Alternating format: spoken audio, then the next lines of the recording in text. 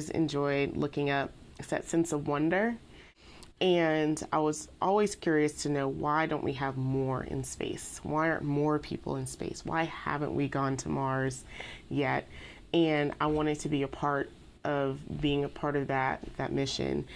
My name's Tiffany. I'm a lead system engineer for the solar sail for NEA Scout. It's my job to coordinate all of the technical and project elements of the solar sail. NEA Scout is the Near Earth Asteroid Scout mission. The main idea behind it is it's a reconnaissance mission. It's a small spacecraft that will be launched with the Orion capsule in a couple of years, and it will head out to an asteroid. The unique capability is the use of the solar sail, which uses sunlight as propellant. And that will get the spacecraft from low Earth orbit all the way out to the asteroid.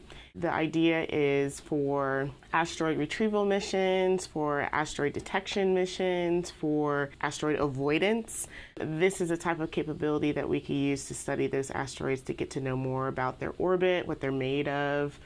So right now, whenever we send spacecraft into space, it's expensive because they're big, they're bulky, they're heavy. What we're trying to do is use units that are smaller, that are more accessible, so that not just NASA, but universities that have been using these CubeSats, they can launch more of them.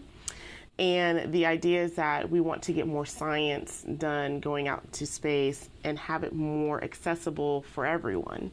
So this is a lower cost option for doing space science that wasn't available before. So when I was in middle school, I had one year where I just did really well, straight A's. And some friends in church were going to Disney World and invited me to come along. So I went down to Disney World, and one of the days on the trip, we went to Kennedy Space Center. And they had this awesome visitor center, and I was just in awe the whole time. And then they showed a movie about an asteroid retrieval mission. I just had such an amazing kind of like, that is so cool. And after that, we went on a tour, and I kept asking all these questions, and they were just like, well, you know, if you want to do that, then go to school and maybe you could work here. And I was like, yeah, I can. So that was really, as a 12-year-old, so I was 7th grade going into 8th grade, that was really what got it for me. But the road wasn't easy. I discovered physics is hard. Taking calculus for the first time was hard, but I was still determined. And really, my main motivator was my parents. I went to school in Maryland. I did a dual degree in physics and aerospace engineering. And then after I finished my physics, I transferred to the University of Maryland and majored in aerospace engineering. While I was at the University of Maryland, I started an internship at NASA Goddard, which is a NASA center in Greenbelt, Maryland, right outside of Washington, D.C. They specialize more in Earth science and planetary science. So they have smaller spacecraft that they launch on a regular basis. But I was really interested in rockets and building really big rockets. And that's what Marshall Space Flight Center specializes in. It's considered the propulsion center. That's where the Saturn V was developed. Redstone Arsenal's where the Redstone rocket was developed. So after I graduated from the University of Maryland, I came down here to Marshall to work on rockets. There's so much that goes into the STEM field: science, technology, engineering, mathematics. You can do basically anything. I'm an advocate for NASA because we tend to be more on the forefront of looking at new technologies, new ways of thinking, new ways of applying a principle or a thought or a material, and testing it out, fully vetting it so that it can be used in a myriad of different ways. My advice to anyone that's interested in STEM is figure out what it is that you like, what your interest is. My interest has been space, has always been space, has been atmospheric sciences, studying the weather.